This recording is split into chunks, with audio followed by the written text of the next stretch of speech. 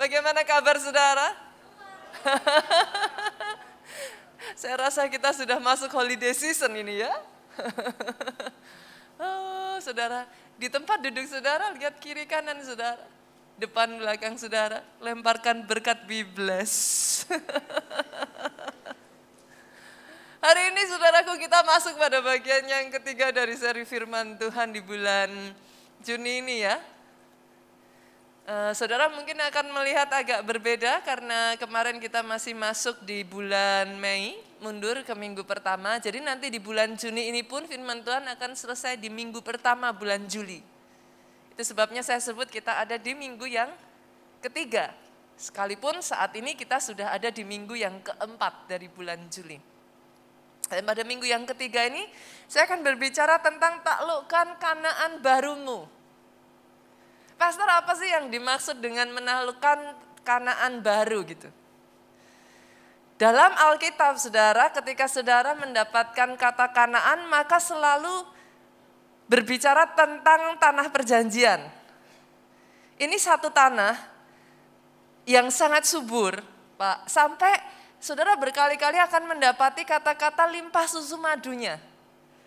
Sebenarnya ini untuk menggambarkan sebuah tanah, Pak, yang sangat makmur sekali, sangat subur sekali. Ini tanah yang sangat luar biasa sekali, yang dijanjikan Tuhan untuk bangsa Israel.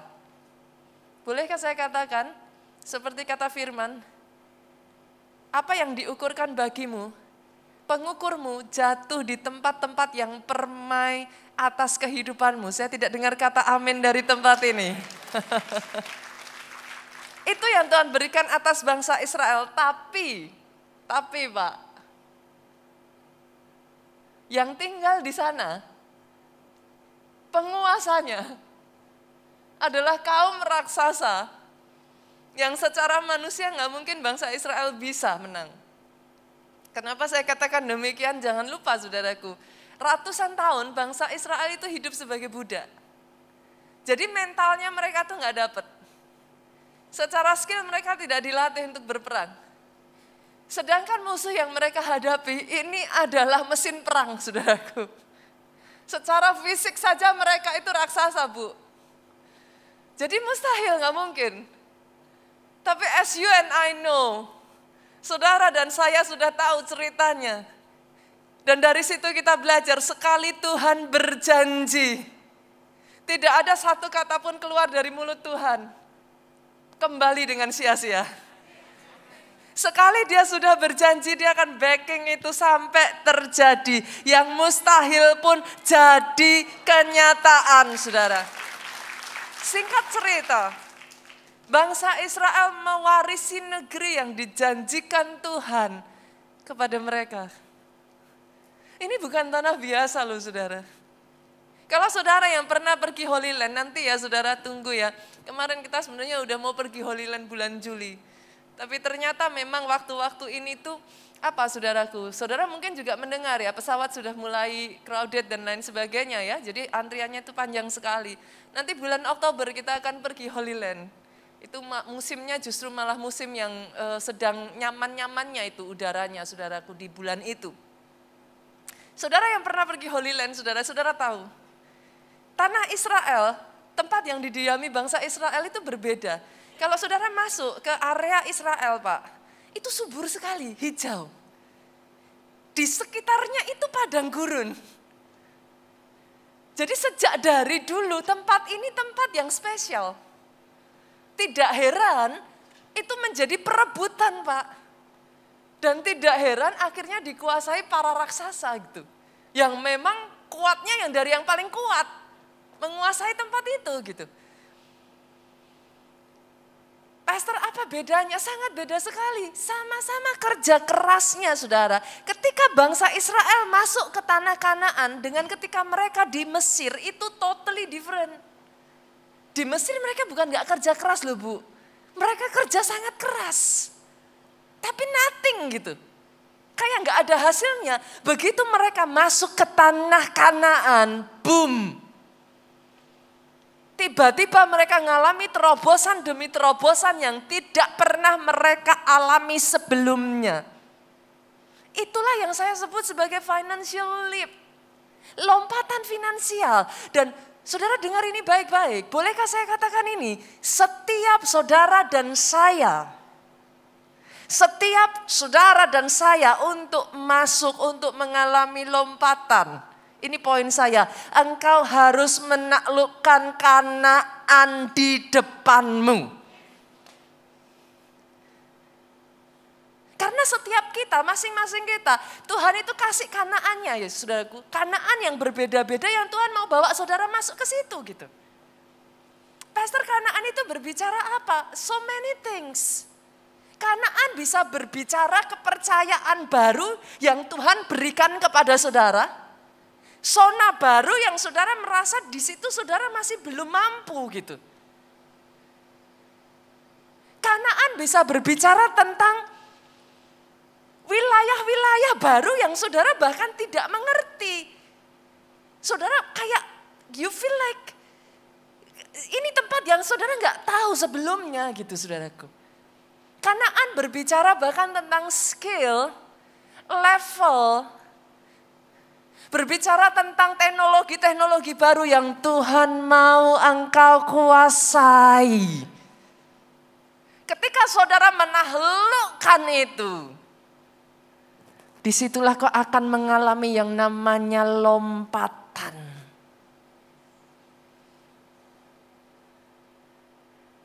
Dan dengar ini baik-baik saudaraku. Saya harus katakan kepada saudara. Sebagian dari saudara mungkin berpikir, pastor dari tadi sebut tentang Kanaan baru seolah-olah kayak ada Kanaan lama. Oh iya saudara.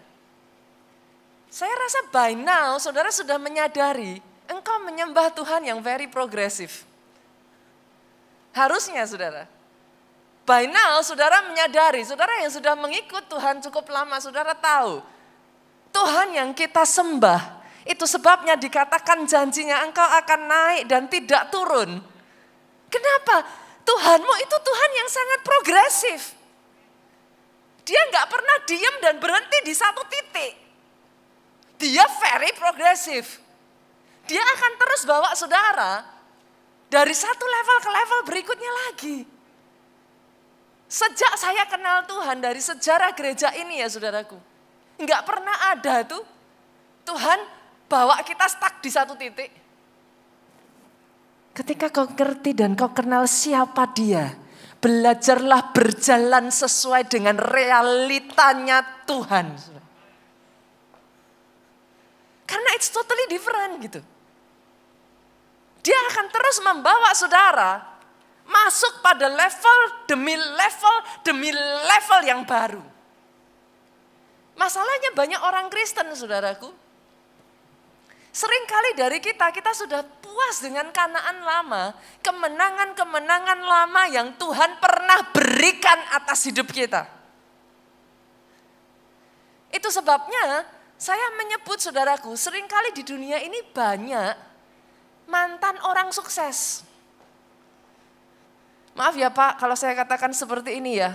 Mungkin perkataan saya terdengar keras gitu. Kenapa saya sebut mantan orang sukses? Karena sampai di satu titik tertentu, engkau tadinya ketika kau muda, engkau berjuang mati-matian, engkau tidak takut dengan penghalang di depanmu. Engkau berani mengambil resiko, engkau berani berjalan bersama dengan Tuhan di bawah satu level demi level berikutnya. Tapi sampai di satu titik tertentu, kau nyaman. Kau ngomong sama dirimu sendiri, udah enough kali pastor. Di sini udah oke gitu. Dan dari situ saudara mempertahankan Kanaan lama gitu. Saudara stay di sana. Hanya untuk mendapati saudaraku, dia Tuhan yang sangat progresif. Kita gak akan pernah bisa stay di Kanaan lama too long. Kenapa saya katakan itu saudaraku? Akan ada berikutnya saudara. Orang-orang yang berjuang di depan saudara. Mereka akan terus mengikuti. Saudara bahkan melihat ya, gak usah kita ya saudara. Dunia tempat saudara hidup ini, very progresif. Kerasa gak saudara? Very progresif. Baru saja kayaknya gak berapa lama kita belajar tentang yang namanya web, app, kayak gitu kan.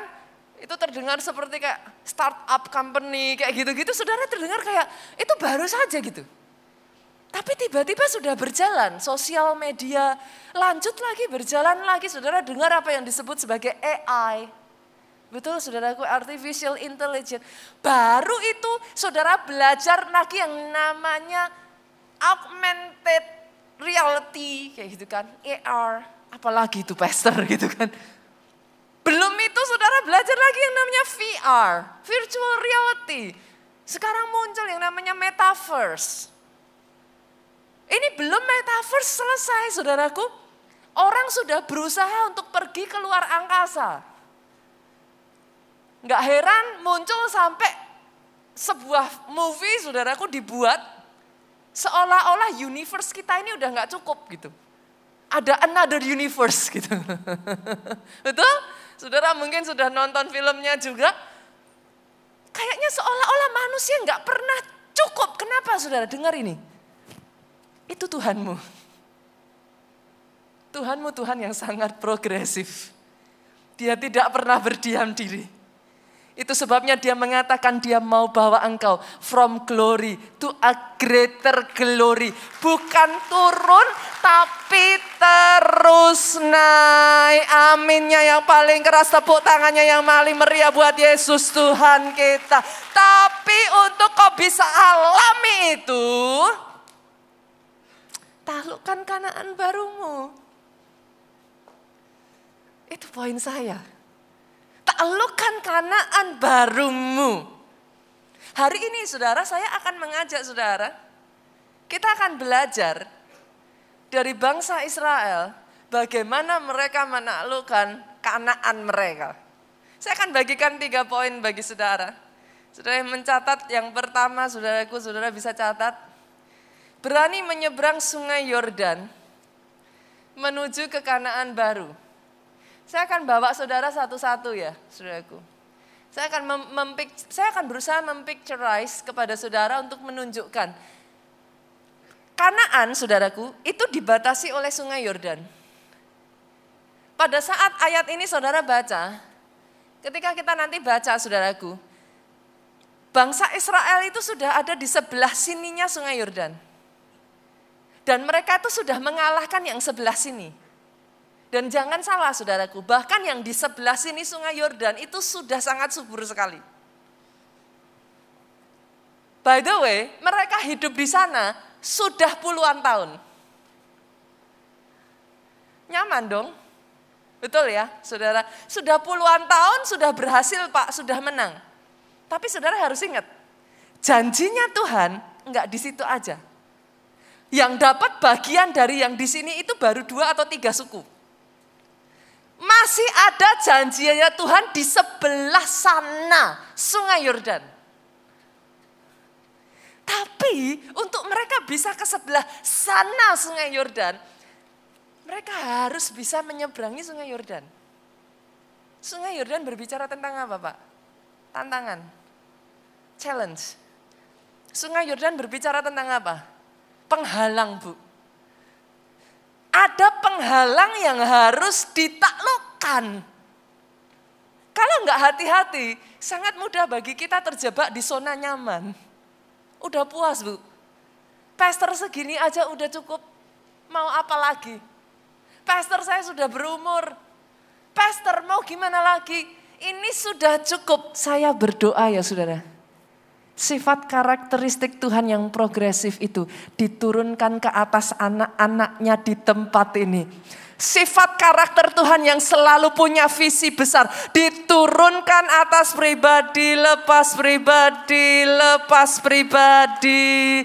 Di tempat ini tepuk tanganmu boleh yang paling dahsyat buat Yesus Tuhan kita.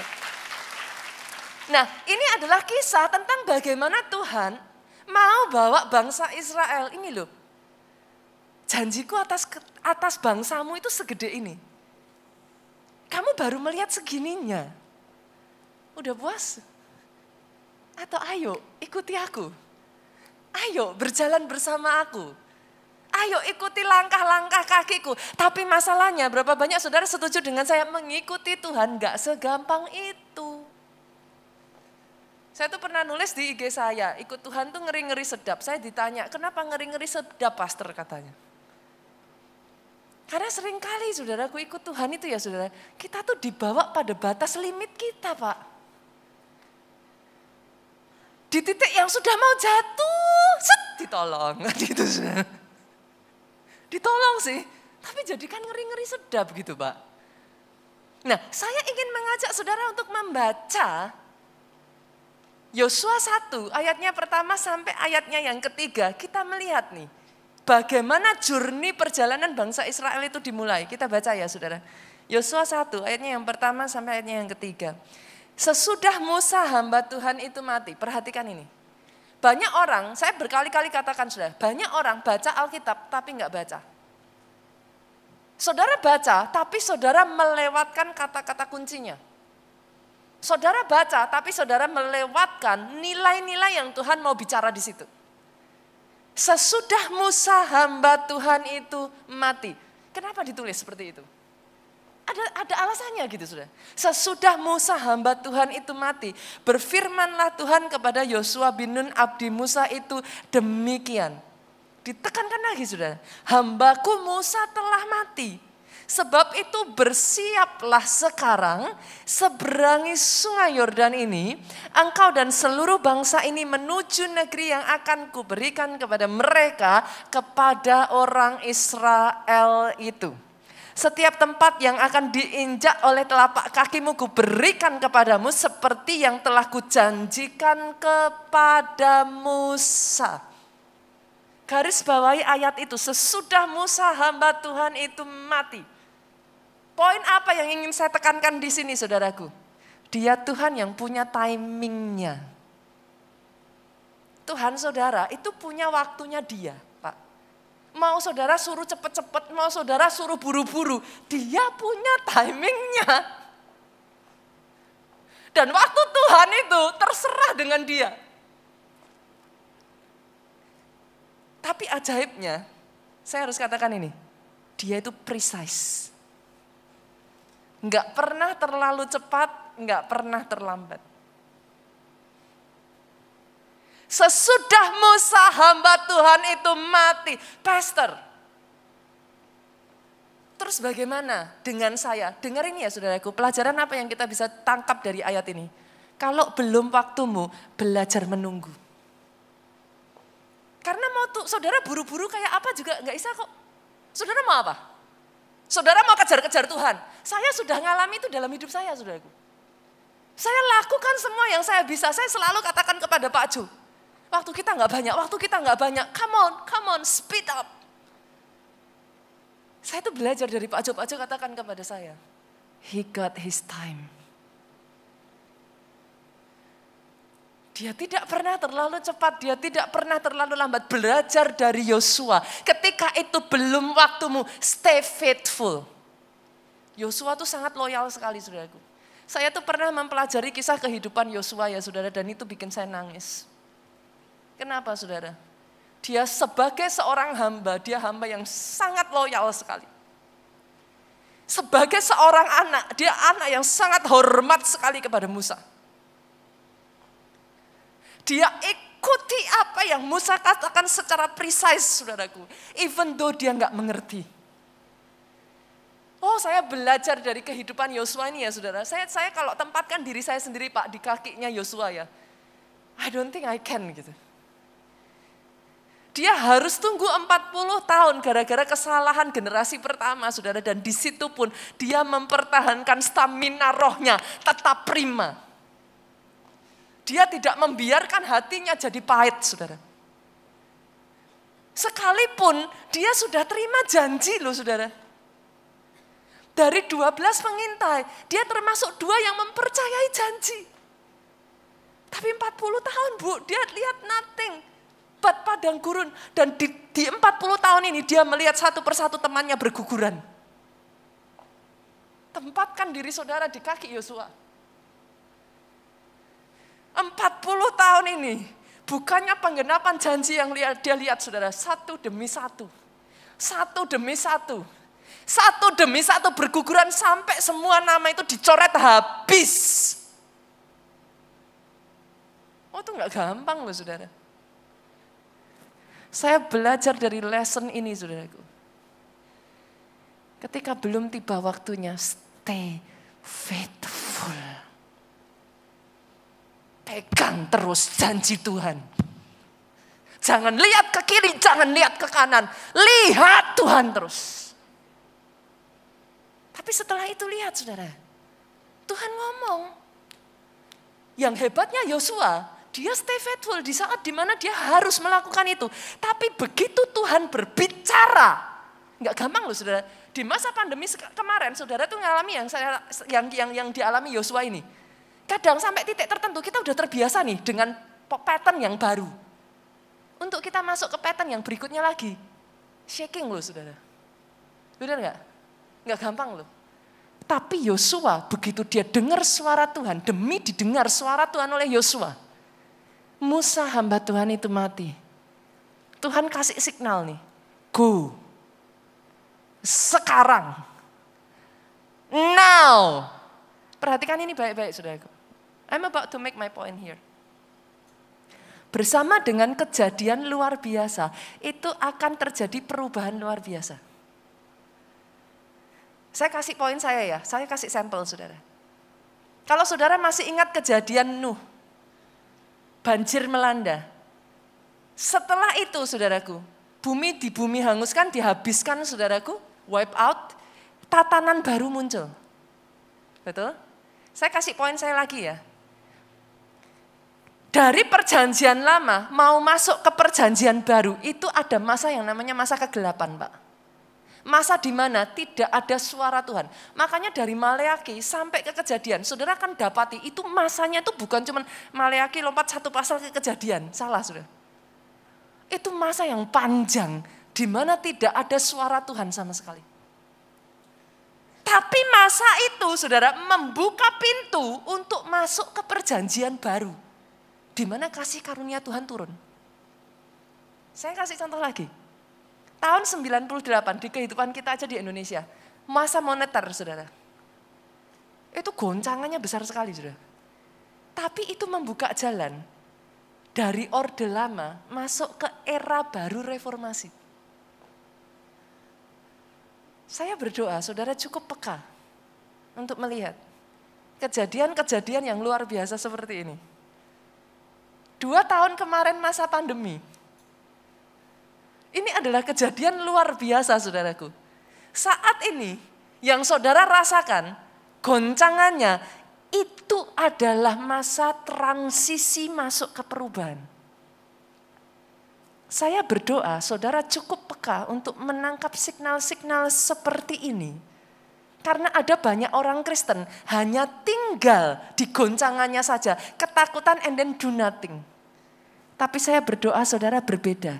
Saudara bisa tangkap signal yang daripada Tuhan ini. Now it's the time taklukkan Kanaan barumu. Saya berharap dari sini ada orang-orang yang bisa tangkap signal ini, saudara. Kenapa? Kenapa, saudara?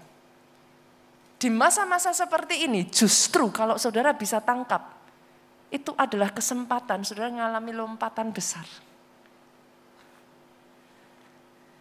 Itu adalah satu kesempatan Tuhan bawa saudara untuk mengalami satu leap, quantum leap. Tapi masalahnya saudara, enggak segampang itu. Sama seperti bangsa Israel Pak. Loh Pak, jujur loh. Tanah yang di sebelah sana itu udah pasti. Ngapain? Meresikokan diri loh Bu. Belum nyebrang sungai Yordan aja itu sudah resiko loh Pak. Itu baru satu. Nanti ketemu penduduknya yang di seberang. Orang mereka udah ngeliat kok. Mereka sudah ngeliat. Itu enggak main-main. Kenapa saya pernah menyebut di khotbah saya ya? Saudara punya nenek moyang seorang giant slayer. Pembunuh raksasa. Itu real. Saudara harus menyadari itu. Nenek moyang saudara, bangsa Israel itu giant slayer. Mereka pembunuh raksasa. Saya perkatakan ini atas kehidupanmu. Masalahmu boleh sebesar apapun ya saudara. Yang di depan matamu boleh raksasa. Jangan pernah lupa satu realita ini. Tuhanmu lebih besar dari raksasa manapun yang ada di depan matamu. Dan sejarah mencatat, bersama dengan Tuhanmu, nenek moyangmu mengalahkan raksasa. In case ada di tempat ini saudara yang hari-hari ini sedang menghadapi raksasa, masalah yang seolah-olah seperti raksasa. Saya berdoa atas kehidupan saudara, berani, persiapkan hatimu, berani menyeberang Sungai Yordan. Kalau saudara sudah lihat tandanya, kalau saudara tahu, pintar-pintar saudaraku, minta Tuhan beri kepekaan. Kalau belum waktumu, belajar setia, faithful, terus pegang janji Tuhan, terus kerjakan apa yang benar di hadapan Tuhan. Terus jangan ini sudah menyimpang ke kiri kanan, terus pegang terus. Tapi ketika udah muncul nih signalnya, tangkap sudah.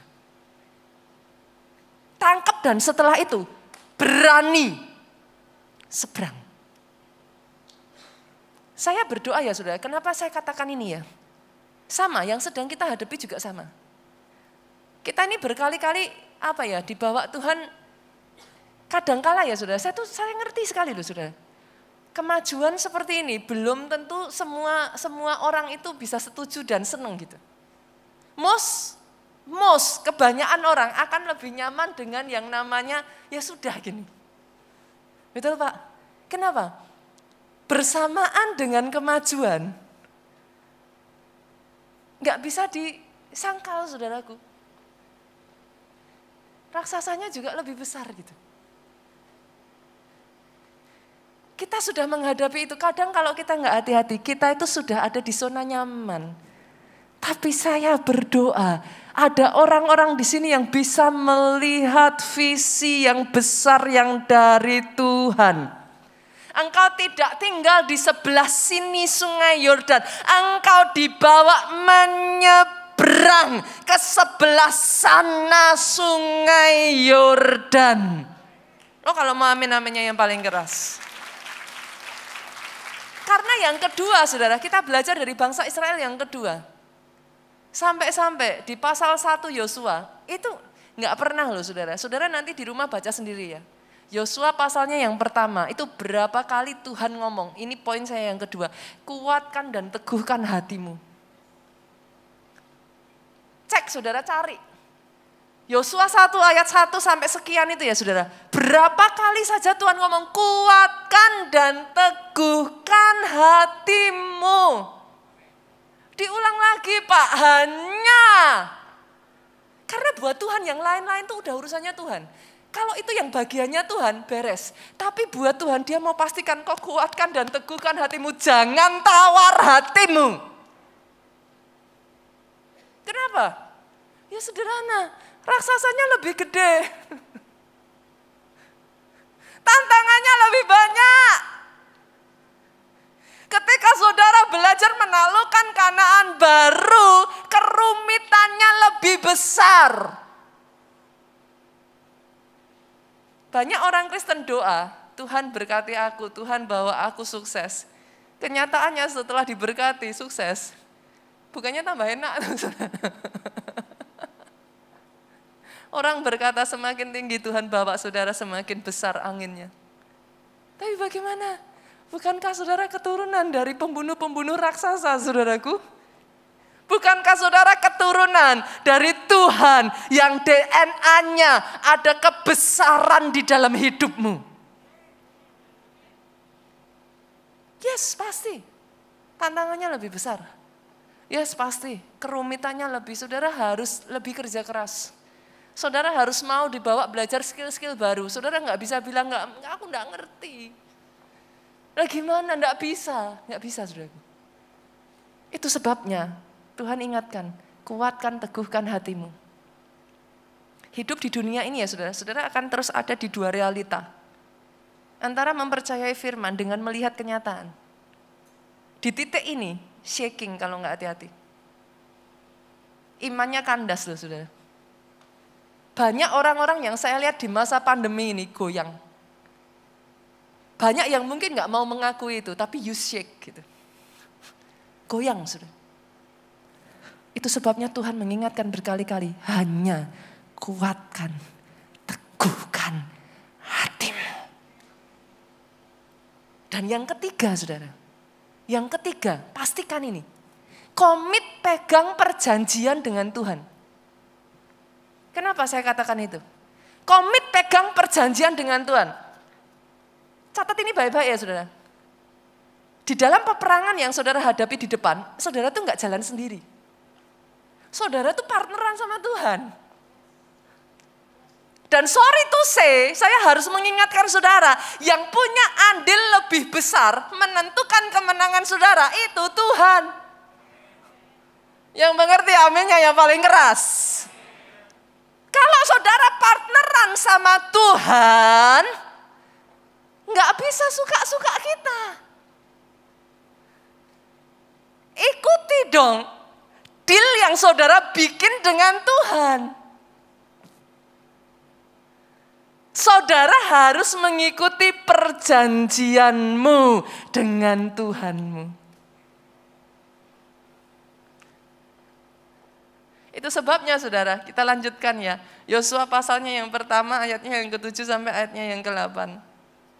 Saya bacakan buat saudara. Ikuti saudara, hanya kuatkan dan teguhkan hatimu, ini diulang lagi di sini. Dengan sungguh-sungguh, garis bawahi saudara, bertindaklah hati-hati sesuai dengan seluruh hukum yang telah diperintahkan kepadamu. Bertindaklah hati-hati. Apa tujuan saudara ikut komsel? Apa tujuan saudara ikut ibadah seperti ini? Saudara mendengar firman. Bertindaklah hati-hati sesuai dengan setiap hukum. Hukum itu apa? Perjanjian. Hukum itu apa? Perintah yang sudah disampaikan kepadamu. Jangan menyimpang ke kanan ke kiri. Maka supaya engkau beruntung kemanapun engkau pergi. Dari ayat ini kita belajar, ternyata yang namanya keberuntungan, Bu, itu bukan kebetulan.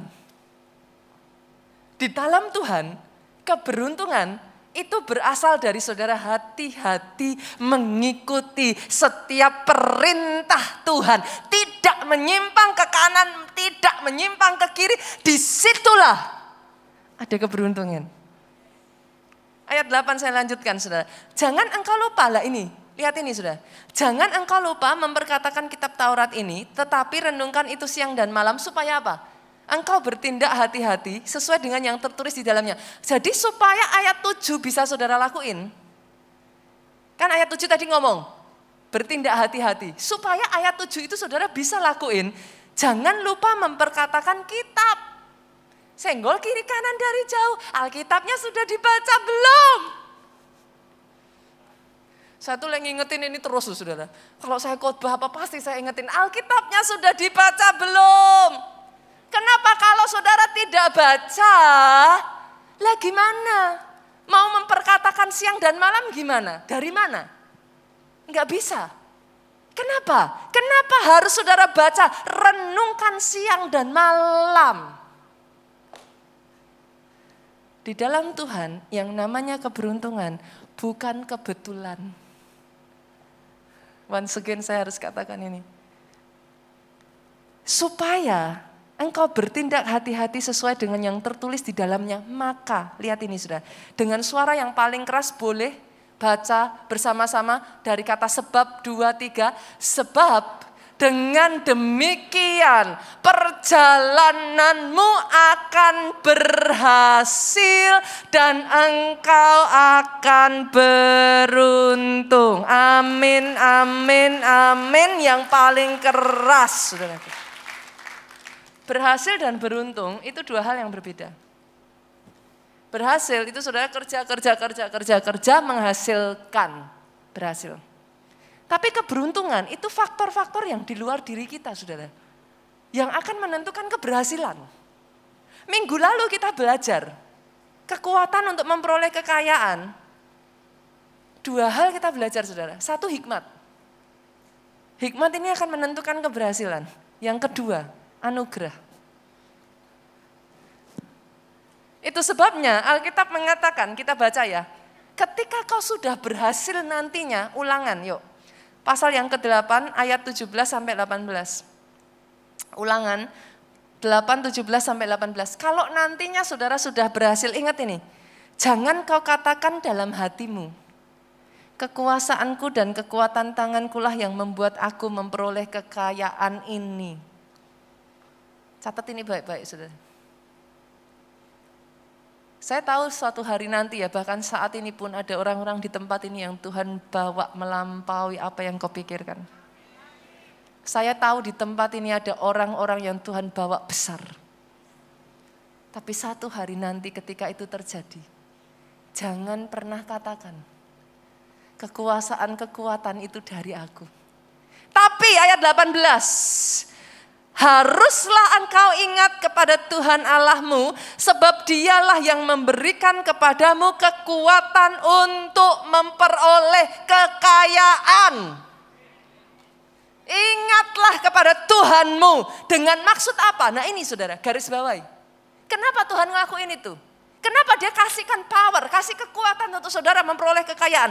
Dengan maksud meneguhkan perjanjian yang diikrarkannya dengan sumpah kepada nenek moyangmu seperti sekarang ini.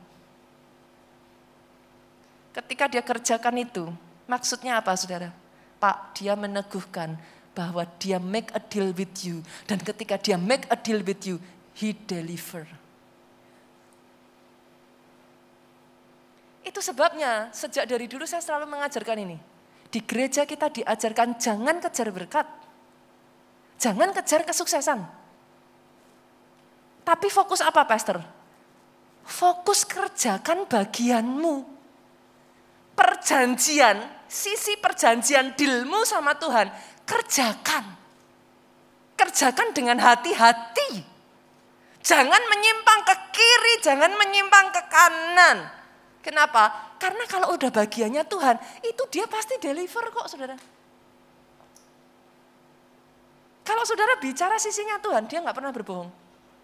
Saudara berurusan dengan satu sosok pribadi yang tidak pernah berbohong.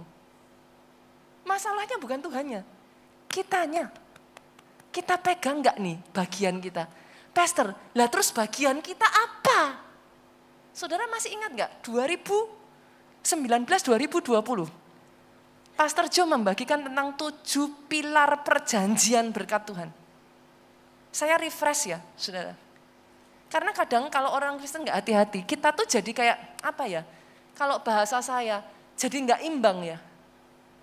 Di gereja kalau mau bicara soal uang sedikit udah salah. Bicara soal berkat dibilang over blessing kayak gitu kan.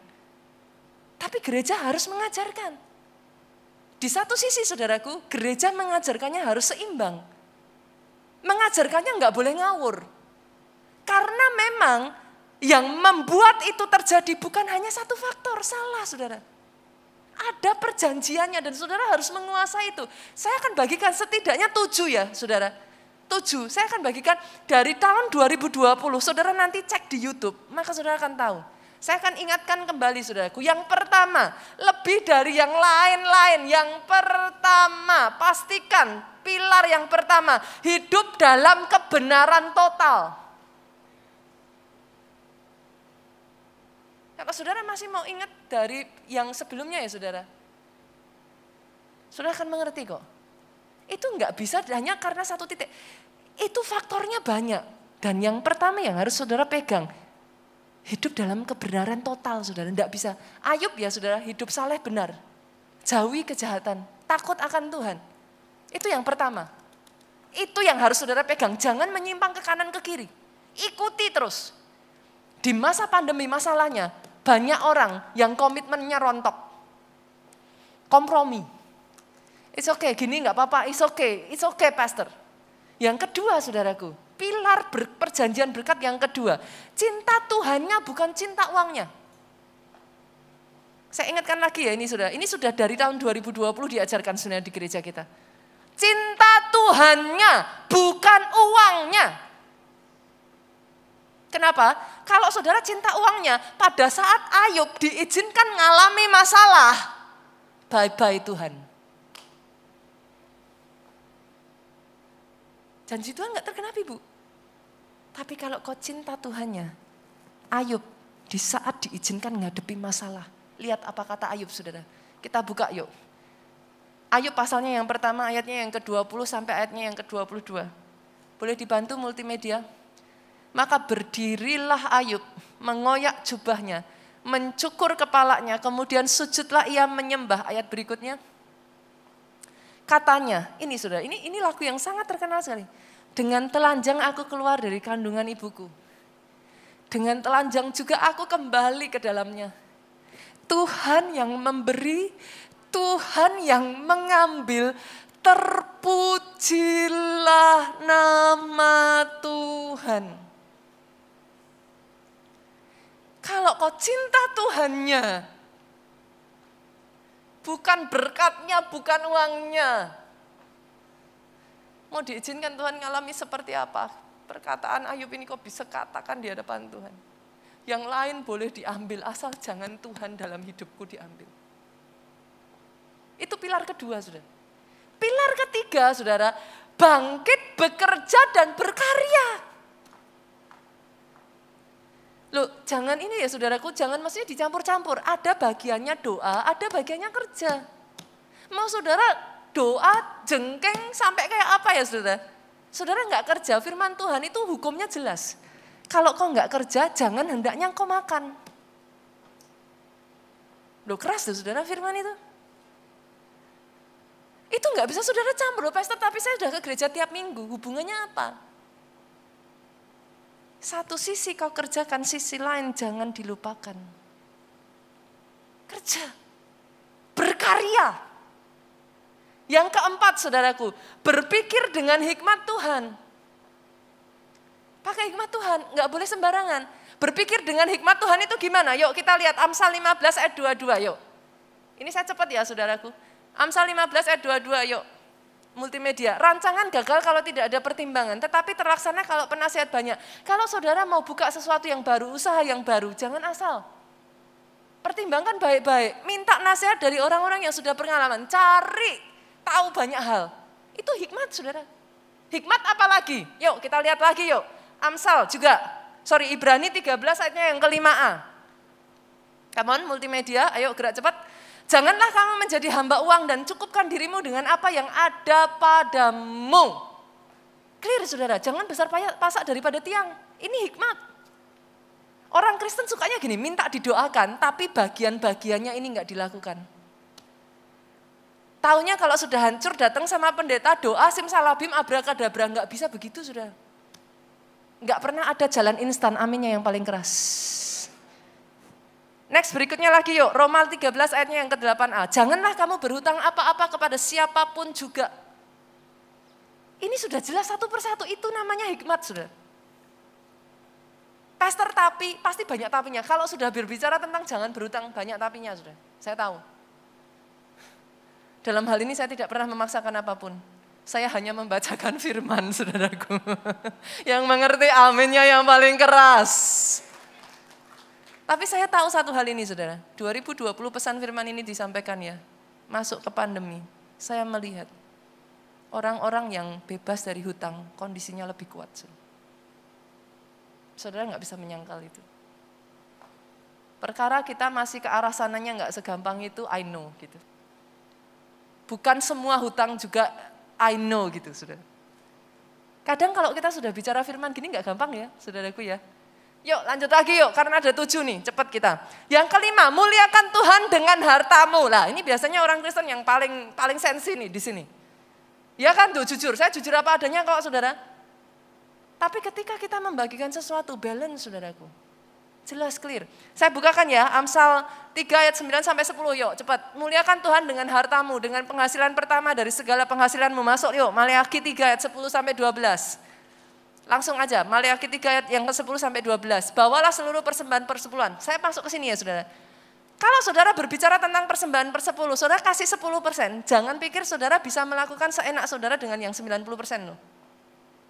Sorry. Saudara kasih yang 10% untuk Tuhan, itu artinya saudara mengakui Tuhan berdaulat penuh atas keuanganmu. Artinya 90% sisanya gunakan itu memuliakan nama Tuhan. Aminnya yang paling keras. Pastor, memuliakan nama Tuhan apa? Tanggung jawab sama anak istrimu. Itu memuliakan Tuhan. Pastikan kesejahteraan mereka itu memuliakan Tuhan. 90%-nya gunakan itu untuk kemajuan bisnismu jangan dihabiskan besar pasak daripada tiang itu memuliakan Tuhan. Porsinya harus balance, saudaraku. Dan yang keenam, bergerak secara profetik, jangan copy paste. Si A ngelakuin ini, aku juga ngelakuin ini. No. Bergerak secara profetik, tanya Tuhan. Tapi ketika Tuhan suruh engkau, perintahkan engkau, berani lakukan. Orang bilang apa, saudaraku? Manusia itu ya, saudara, dengar baik. Perhatikan kata-kata ini, saya belajar dari Pak Ubaja. Hidup dan mati saudara tidak ditentukan manusia. Manusia mau ngomong apa aja bisa salah, saudara.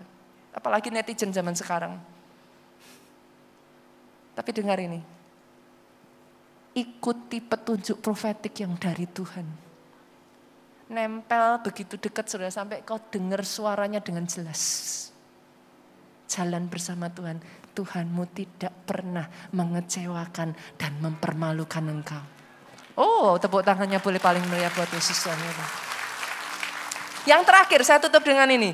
Menang dengan iman. Untuk kau hidup benar butuh iman. Benar kan?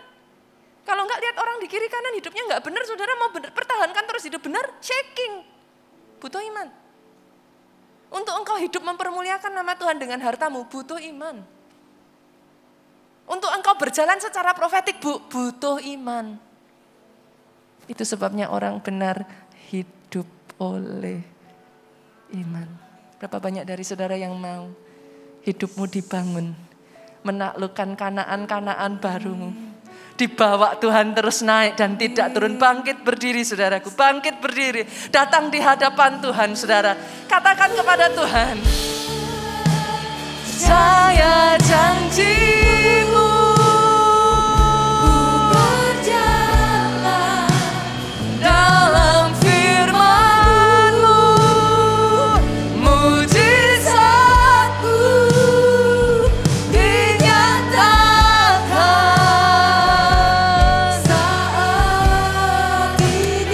Yesus, Yesus, percayai, saudara, percayai dan pegang pada janji-Mu. Oh yes, oh yes, oh yes, oh Lord. Biarlah kata-kata ini yang keluar dari bibirmu, saudaraku.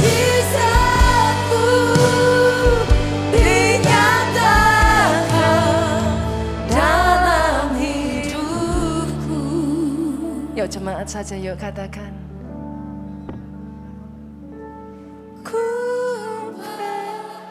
Come on. Pegang itu, saudara. Terus hidup, saudaraku. Di dalam kebenaran firman Tuhan. Orang mau katakan apa, dunia mau katakan apa, pegang terus. Berjalan dengan hati-hati, jangan menyimpang ke kanan, jangan menyimpang ke kiri. Ku percaya pada janji-Mu. Terus berjalan, saudaraku. Jangan takut dan gentar, kuatkan dan teguhkan hatimu dalam hidupku.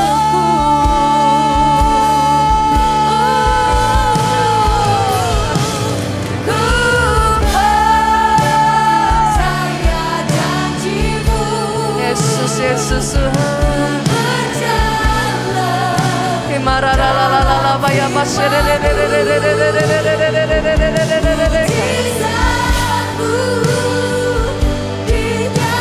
Saat ini juga, saat ini juga.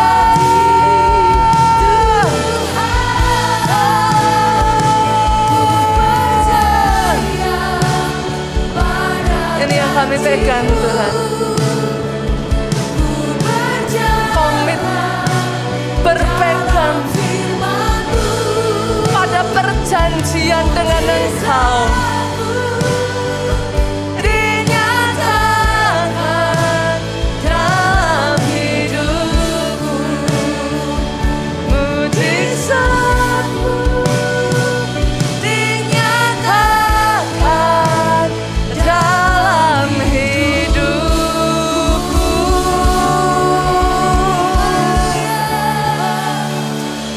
kedua tanganmu sudah diberkatilah saudara oleh Tuhan. Amin. Diberkati keluargamu oleh Tuhan. Yes, amin. Oh yes. Dimampukan, dikuatkan untuk memiliki keberanian menaklukkan Kanaan barumu. Amin. Atas kehidupanmu saya perkatakan saudaraku, umur panjang. Amin. Sehat sesehat-sehatnya. Amin. Bahkan masa depan yang gilang gemilang menjadi bagian atas hidupmu. Diberkati kesaksianmu. Amin. Diberkati pelayananmu. Amin. Diberkati pemberitaan Injilmu. Pulang dengan membawa sukacita, damai sejahtera Allah Bapa, cinta kasih Yesus Kristus, persekutuan dengan Roh Kudusnya sekarang sampai selama-lamanya. Kau yang diurapi katakan, amin.